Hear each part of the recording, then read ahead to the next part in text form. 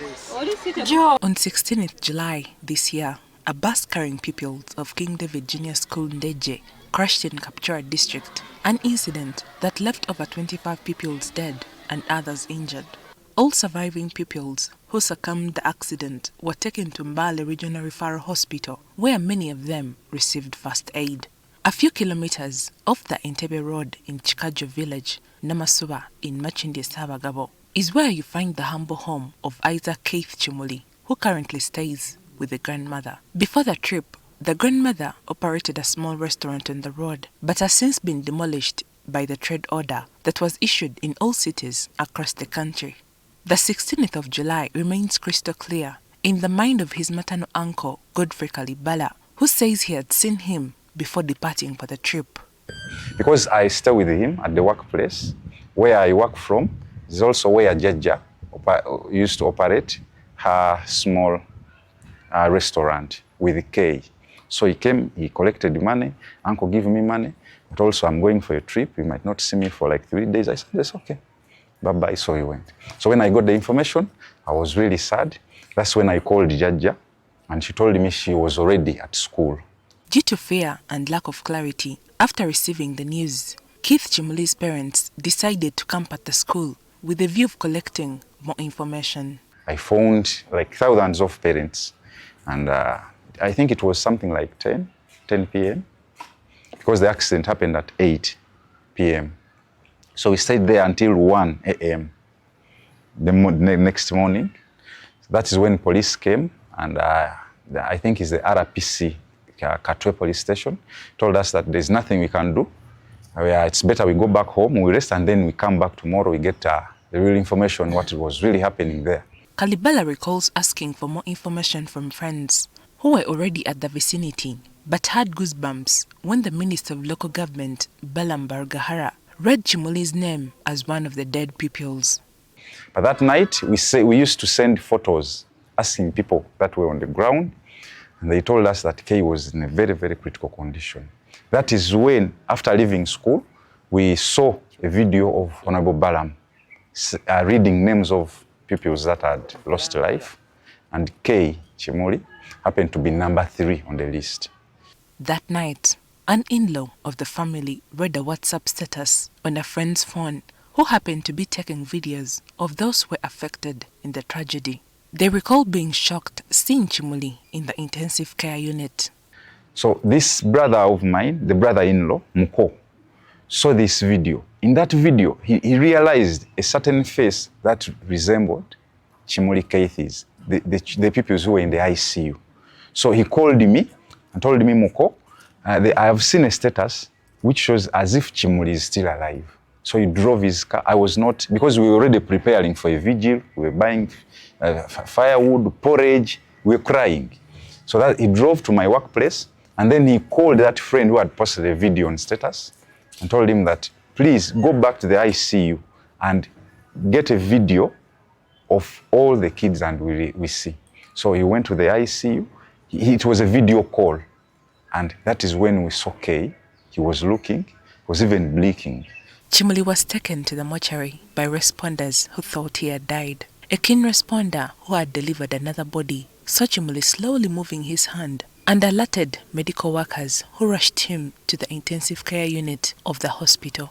There is a certain man who noticed Kay in a mortuary in Mbale. Remember in Kapchorwa, those people, the ladies you saw that helped those kids, they were helping kids that had life.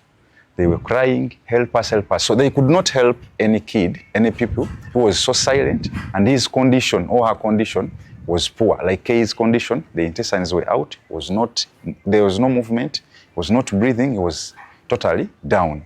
So they all thought Kay was dead. So from Kapchorwa to Mbale, he was transported as a dead pupil. It is that man, actually was not a doctor, he was just a helper. He was taking another kid who was dead to a mortuary. That is when he realized that Kay's fingers were moving.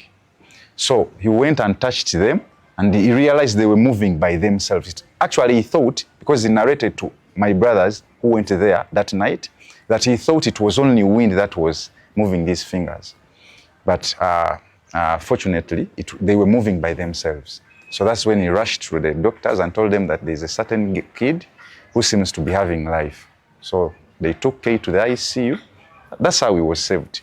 Kimuli's grandmother explained how their grandson was injured in the tragedy. Mukulaba kati kukaze lwe nasanga biwuze nga biri bweru bigenda bikalaakala. Kuno kwe kwasinga oyisibwa obubi, kuno kwafunako obuntu butono. Luno ddwa olubuto lwonna sina wenyinza kugamba nti wano walamu. Lwonna baalusala. Feesi mugiraba. Yino tennabatereera bulungi. After being discharged from Bale Regional Hospital, they were informed that was fit to recover from home. But along the way back home, Kimuli developed a fever, which caused them to take him to another health facility. So on reaching there, they say that Kay is in a critical condition. The distance from Bale to here, he had gotten pus, a lot of pus in the stomach.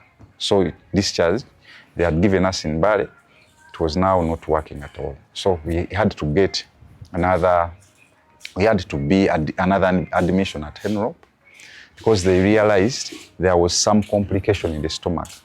And on the second surgery, the doctors showed me a cup of pus. They got a cup of pus, amasira, from his stomach. So it was really very sad and disgusting. Since then, the family has since received help from the government amounting to 1 million shillings, but expressed their dismay to the school that overlooked this issue, yet greatly blamed for their negligence. No, they did not show up. They didn't give any help, not even a visit or something. And it was really sad. Actually, there's a certain teacher who also was involved in an accident. He's a survivor. He has severe injuries. He's only that one person from the school who came, was being held. He has, how do you call them? Clutches. Is that one man who came to the hospital and paid a visit. Okay, he even got 20K. So we only got a visit from his former school, the school he attended before joining King David. It's called Mother's Love in Kanaba, because they learned that their former student had gotten an accident from the school he had joined after King David. So they came, and the director, Madame Rose, said that when he's fit to go to school, she had offered a bursary from P4 to P7. The school's head teacher says they are counseling parents who lost their children and others who were traumatized.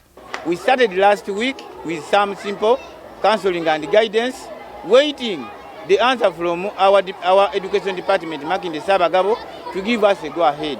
But when they called me in their offices, they told me that on Friday we are coming for official launch, for official opening. I welcomed it. About 10 million shillings has been used by the family to get Kimuli's life in order. The family seeks for my help, to those who can help them to see that Kimuli gets back to school. Maria Jacinta Kannyange, NTV.